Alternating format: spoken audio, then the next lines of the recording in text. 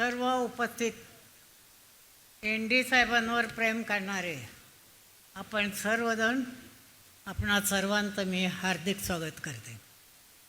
राजकीय सन्माननीय विचारमंच हा विचारमंच एक से एक रत्नांनी सुशोभित झालेला आहे.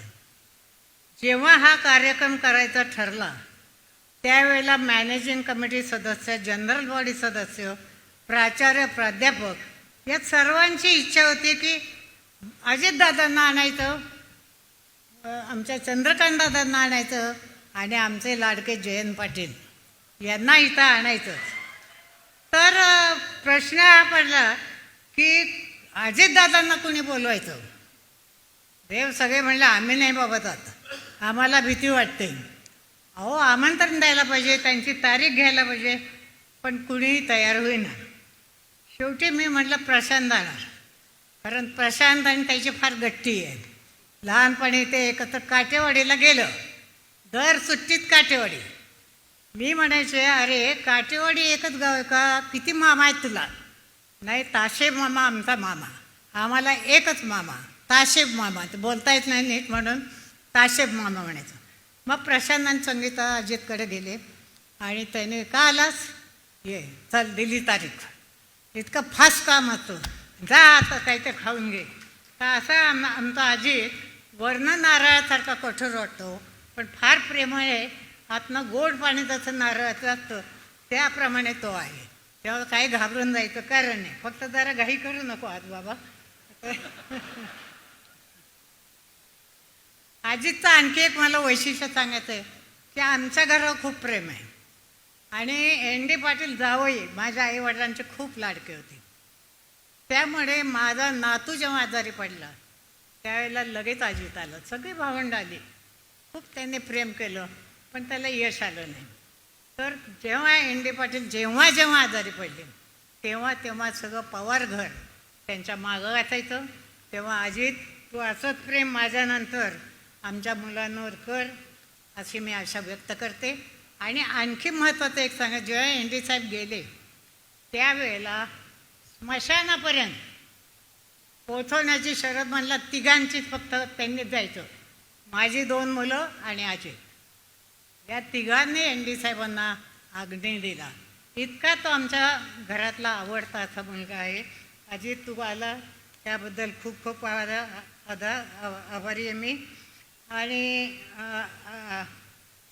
दुसरी गोष्ट, आज दुसरं आवडतं रत्न आमचं की चंद्रकांत दादांचं माझ्या संस्थेला इतकं सहकार्य असतं की कुठलाही कागद घेऊन गेला की सही करतात. मी म्हटलं दादा किती प्रेम करता? ते म्हणाले हे बघा मी प्रेम का करतो तर तुम्ही एन.डी. साहेबांच्या पत्नी आहात.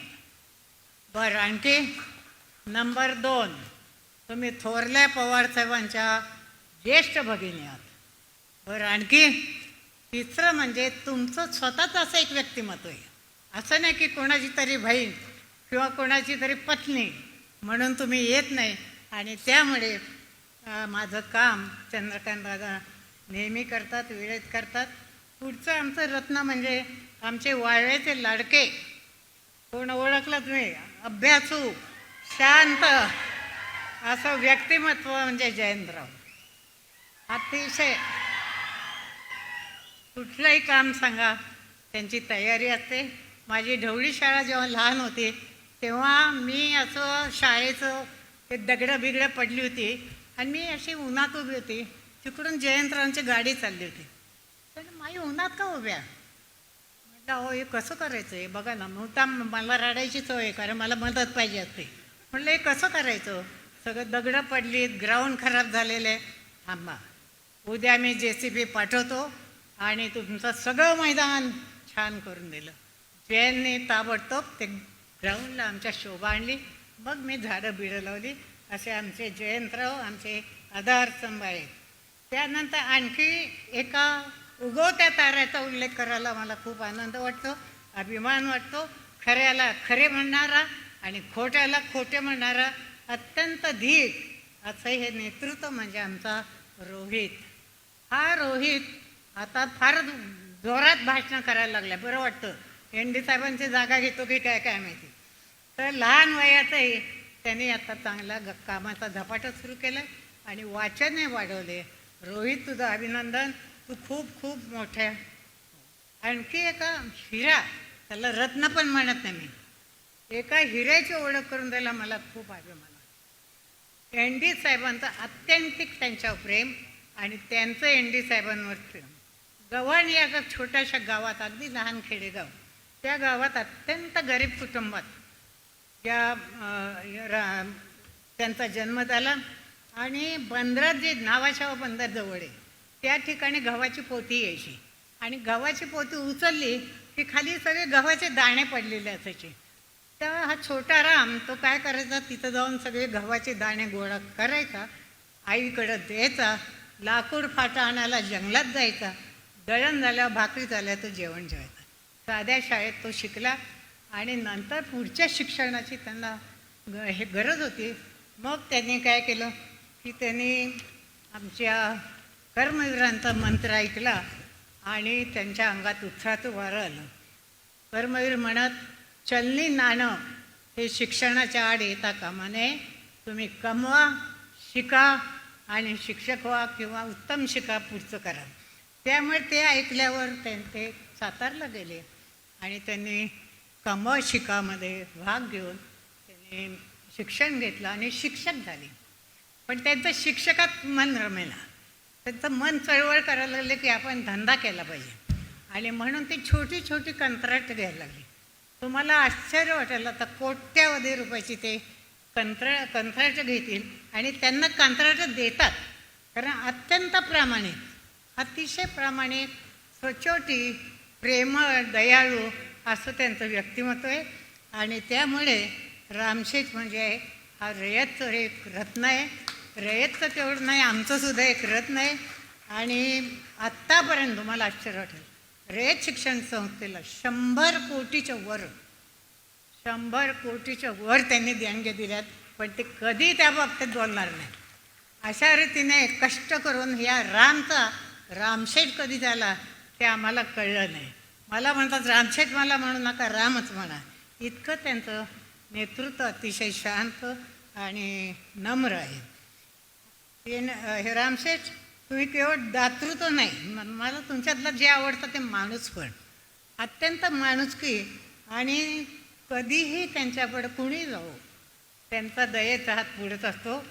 आणि आज त्यांच्या नातवाचा वाढदिवस असून सुद्धा एन डी साहेबांच्या प्रेमामुळे ते इथं आले, त्याबद्दल मी त्यांचे खूप खूप आभार मानते. मंचावरील आणखी एक रत्न म्हणजे डॉक्टर आशिष देशमुख. ते बार काउन्सिल ऑफ इंडियाचे सदस्य आहेत. आमची लॉची फाईल त्यांच्याकडे गेली, लॉ कॉलेजचं उद्घाटन झालं आता, तर लॉची फाईल गेल्यावर ते म्हणले, डॉक्टर एन डी पटेल कोण, ते विचारवंत थोर. हो, अरे मी लहानपणी त्यांची भाषणं ऐकली, फार मोठा माणूस, केली सही. म्हणजे नुसतं एन डी पाटलाचं नाव एवढं मोठं आहे की त्यांनी ताबडतोब सही केली आणि आम्हाला लॉ कॉलेज मिळालं. तेव्हा देशमुख साहेब, तुमचे मी खूप खूप आभार मानतात. शिक्षण क्षेत्रातले अधिकारी इथं अनेक उपस्थित आहेत, त्यांचं मी नावं घेत बसत नाही कारण आजीतला गडबडे जायची. पण यातले जिल्हाधिकारी काकडे साहेब, पोलीस अधीक्षक संदीप भुगे यांचंही मी स्वागत करते. आणि आता शेवटाला येतं, आता काही पुढे वाढवत नाही. आवर्जून सांगायचं वाटतं की ही आमची संस्था केवळ शिक्षण संस्था नाही, एन डी साहेबांच्या विचाराने ही चाललेली संस्था आहे. नंतर समाजसेवेची चळवळ असून ही संस्था म्हणजे होणाऱ्या सभागृहात आम्ही नवीन शैक्षणिक धोरणानुसार विविध वर्ग घेणार, त्यानंतर प्रबोधन करणार, उत्तम वक्ते आणणार आणि त्यांची भाषणं ठेवणार. तेव्हा एन डींचा वारसा आम्ही पुढं चालू ठेवणार आहे. आज माझं वय 86 झाले आणि माझी विनंती ऐका की हे सभागृह माझ्या डोळ्यासमोर मला पूर्ण करायचे. तेव्हा आपण रयत शिक्षण संस्थेचे कर्मवीर म्हणायचे की मला 1 लाखापेक्षा एक रुपयासुद्धा लाख मोलाचा वाटतो. तेव्हा आपणास आवाहन करते की 1 रुपया 5 रुपये दिले तरी आम्हाला तो सोन्यासारखा वाटेल. आपणही मोठमोठभर आम्हाला मदत करावी आणि हे त्या रोपट्यामध्ये आज या रोपट्याचं वटवृक्ष आलं आहे. तुम्ही इकडे इकडे पसरलेलं दिसत नाही आहे तुम्हाला. तेव्हा यात लॉ कॉलेज नव्हतं आणि वाळवे तालुक्यात एकही लॉ कॉलेज नाही. होय ना जयंत? लॉ कॉलेज नाही ना कुठे गेले? नाही आहे. त्यामुळे आमचं लॉ कॉलेज जोरात चालणार आणि आम्ही चांगलं चालवणार याची मी खात्री देते. आता आता शेवटचंच कारण अजित आणि तिथनं डोळे वटारत म्हणून शेवटचं बोलते की एन डी साहेबांचे एक कविता आवडते. त्यांच्यावर 2-3 कविता खूप आवडतात. त्यातली एक कवितेतली 4 ओळी म्हणतात मी रजा घेते. ती कविता सादर करते. तुम्ही योग्य तो बोध घ्याल अशी मला आशा वाटते. ज्यांची बाग फुलून आली, ज्यांची बाग फुलून आली त्यांनी 2 फुलं द्यावीत. ज्यांची बाग फुलून आली त्यांनी 2 फुलं द्यावीत. ज्यांचे सूर जुळून आले त्यांनी 2 गाणी म्हणावीत. ज्यांची सूर जुळून आले त्यांनी 2 गाणी म्हणावीत. आभाळा एवढी ज्यांची उंची, आभाळा एवढी ज्यांची उंची त्यांनी थोडं खाली यावं. आभाळा एवढी ज्यांची उंची त्यांनी थोडं खाली यावं. आणि ज्यांचे पाय मातीने मळलेत, ज्यांचे पाय मातीने मळलेत त्यांना थोडं उचलून घ्यावे आणि त्यांना प्रेम द्यावे. धन्यवाद.